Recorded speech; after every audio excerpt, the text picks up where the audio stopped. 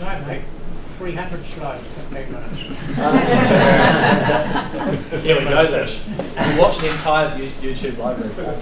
But hey, look, it's great to be here and real honour to represent the organisation and talk through some of our recent work, some key success, and then I guess some things that we have learned over the last few years that we'd like to start imparting some of that knowledge to other organisations and potentially benefiting the great work that we're all doing. In the last year, we've had 1.5 million minutes of video content watched on our YouTube channels, which we're pretty happy about. For us, that's been a great milestone to achieve, and something that kind of struck us by surprise as we were building our annual report recently, to actually go into the YouTube analytics and dig this out to see the metric when we add it up. It's sort of hard to give a reference point to what that might mean in terms of other YouTube channels or other organisations that use the likes of digital video content, because we're pretty unique. There aren't really many mountain safety councils. Well, there aren't any others in New Zealand, and certainly on an international scale. When you look specifically at what we do and compare that to prevention in other countries, the setup we have here in New Zealand is very unique, as I say. So it's hard to give a reference point, but what we do know is that while the metrics are great, we're starting to actually see some significant behaviour change and some really positive impact out of these metrics in relation to safety in the outdoors. 630,000 views in the last year, and those numbers are climbing and going up obviously on a continued basis. And so we'll be watching these and continuing to track that. But really what this leads me towards is that while we have a great deal of video content, we're not a video production house. The Mountain Safety Council's vision or mission, if you like, is not to produce video content. But we have started to produce more and more of that content because of the success that we've seen over recent times and the impact that can have, as I said, on people's behaviour and their safety-related outcomes. So we use video content amongst many other different tactics because it's working, because it is actually making a difference. And there's just a quick screen grab of some of the content we have. I couldn't actually tell you how many videos we have on our YouTube library right now. What I want to start with really is around some recent success to do with the Tramping video series. And just a really quick show of hands, have you heard of the Tramping video series? Fantastic. Have you watched one of the videos? Fantastic. There are a few people that didn't put their hands up, and that's absolutely fine. It's Saturday night, there's no point watching the rugby, so you can go. Very quick recap, there are 12 videos in what we're now calling Season 1. 3 of those videos were held back from release over the previous summer so we could conduct a research project. I'm not going to play any of the videos because that would use up far too much of my time. But we do have a little clip here to give those of you that haven't seen them a sense as to what are these videos, what's the style of them, and what are they trying to achieve. Kia ora, and welcome to the New Zealand Mountain Safety Council's Alpine Tramping Series. This series will be your guide as we dive in deep and discover 12 of New Zealand's most scenic alpine tramps. Each episode focuses on an individual tramp and takes you through how to properly prepare for your adventure. We will also go in at a ground level to help you navigate through the most hazardous parts, ensuring that you make it home safely. So, get your boots on and jump in to see what this beautiful country has to offer.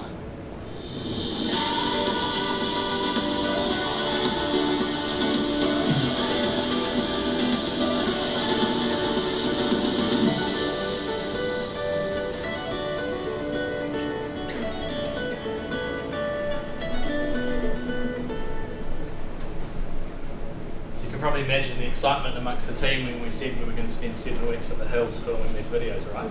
There were some smiles on some faces. Where am I going with this is that the right videos can really make a difference, and I've made some bold claims around the video content changing behaviour and improving safety outcomes, and it's great to make bold claims when you can back that up with evidence, and that's where we're going to go for the next few moments. So I'm skipping over a huge amount of detail in relation to how we know this, and if you want to get into the methodology of the research and understand more, jump on our website, click on the Insights tab, find the Tramping video research, and you'll come across this publication called Scaling Success.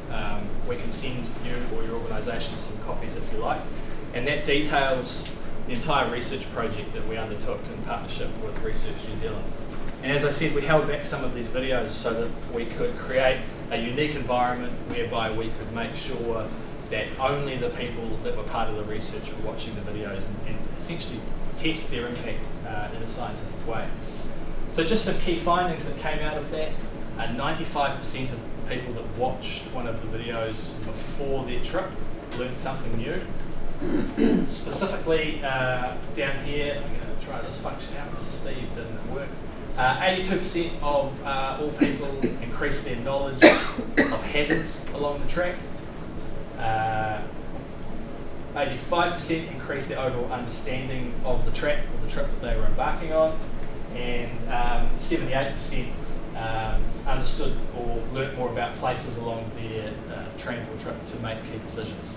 So some really great metrics there in terms of 7 to 8, 8.5 out of every 10 people, which is a fantastic result. One of the key findings from the body of research was around behaviour change. We really wanted to understand the viewership and engagement metrics were incredibly successful. The feedback we were receiving from people who were watching the videos online, those videos, the 9 that were released, was really positive.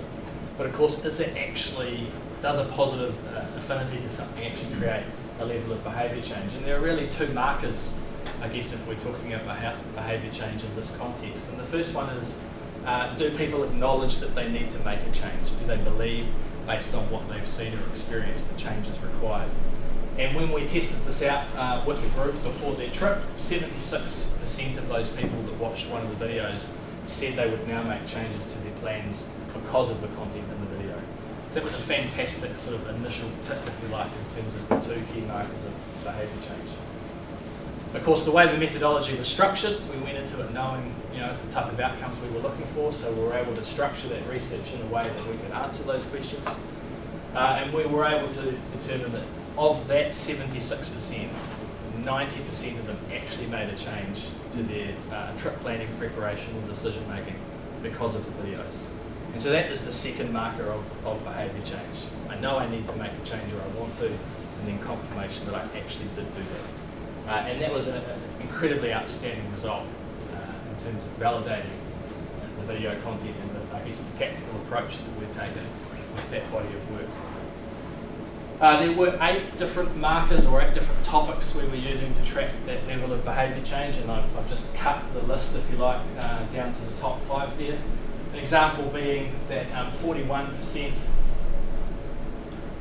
we go, said that they would now check the weather because of the videos.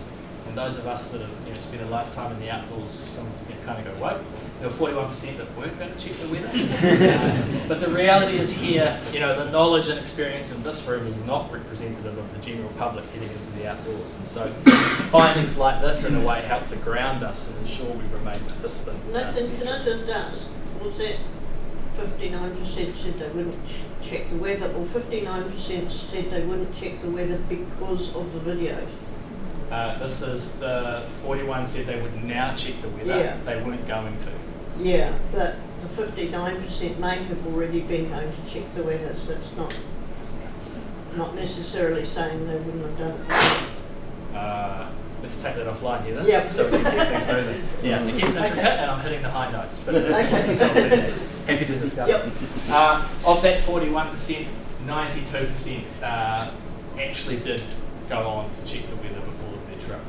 Another example down here, 28% said they were now going to research key decision-making points. 67% of that group actually did go and do that. So detail aside, the overwhelming result there was around 76% said they would now make a change, and 90% of them actually did. And obviously there are a lot more research findings that if you're interested in that type of stuff, you can go into. Takeaway, in a sense, is, and sorry it's a bit small on the screen, Emmanuel, the Director of Research New Zealand and a Fellow of the Research Association of New Zealand, was pretty clear to us that this is some of the best results, if not the best results he's ever seen in his career of research. So we're pretty excited, I guess we felt quite validated in the decision to invest in this content when we could see some results like this. The Alpine, or the tramping video series though, is only one example of video content that we've made recently. Here's another little snippet.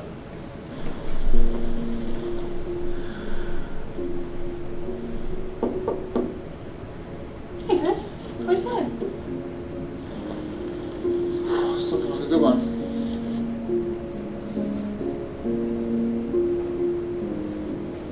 I'm really sorry. There's been an accident. What? Oh God, Alpha. You okay, mate? You okay? I'm gonna go now. So on the first weekend in May every year, about 50,000 predominantly white, middle to late age males get out shotguns, and they stand on the side of a pond in a mai, and hopefully they successfully shoot some ducks. But what we know is there's reasonably high incident rate, and with firearms involved that can obviously be quite serious. So we'll just go back slightly. This clip here, Loved Ones, which is just a 30-second clip, originally came of a 2-minute version called Early Bird. And we really wanted to do something about this particular trend, if you like, or cause for concern.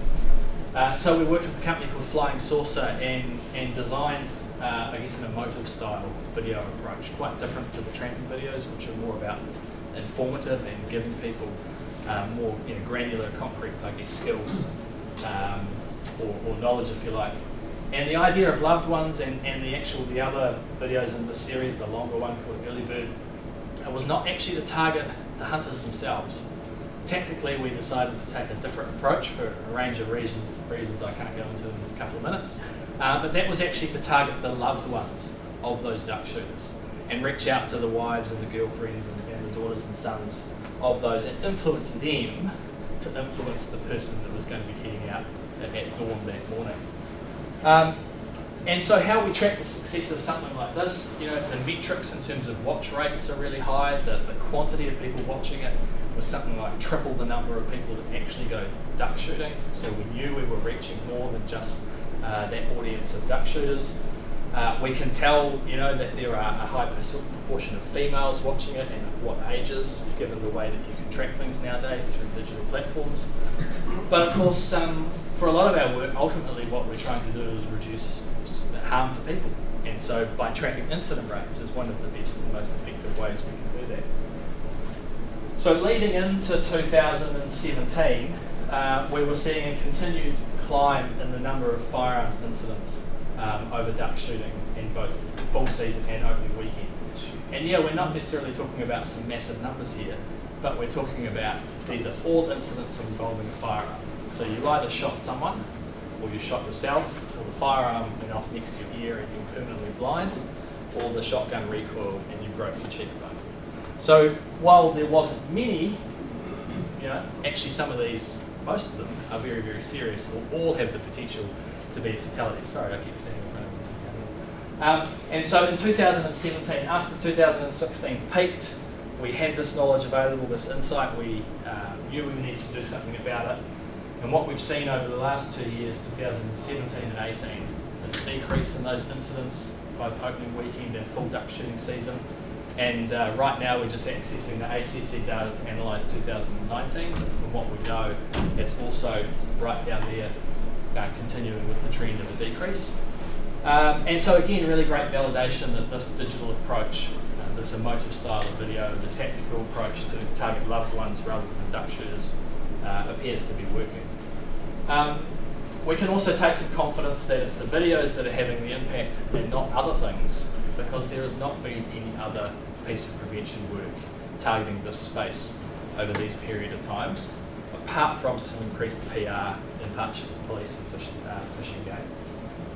So different type of video, different style, different tactic in terms of who targets, different way of tracking success, but further validation that the right video content can make a difference. But of course, even despite some success, there are challenges, and as you know, and as I'm sure was discussed this morning and Steve pointed out, there are challenges in the environment that we live and work and play in, not just physically and stuff like that, but also the socio-economic environment. No matter what way we pitch this, it is safety content. So while we're able to tactically weave safety messages into existing content or build new content and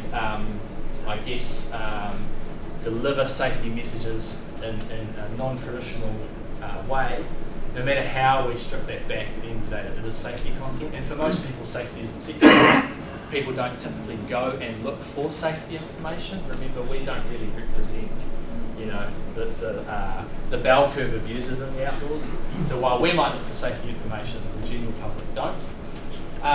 Very limited production budget with no margin for error. I mean, that's the reality of I think all of our organisations.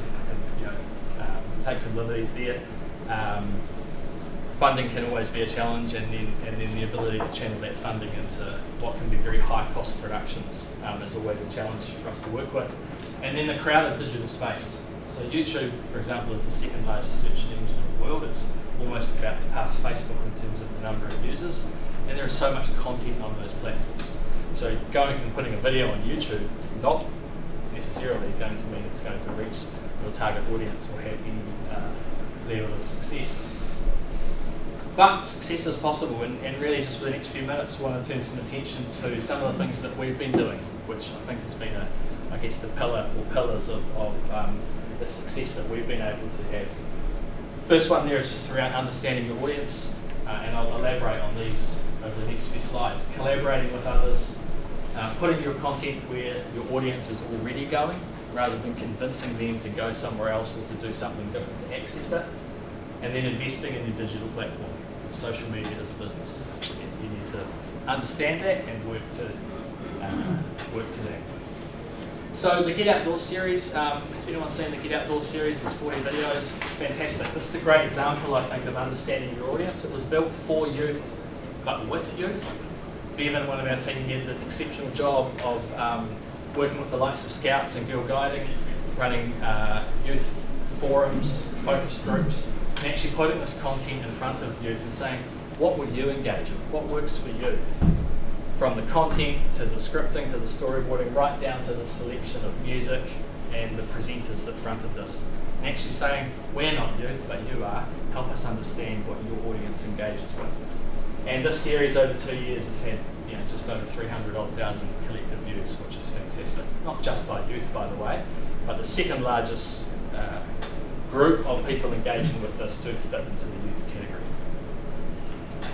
Collaborating with others, I think one of the key successes of the tramping video series was the collaboration between ourselves and a range of organisations that were involved in supporting those.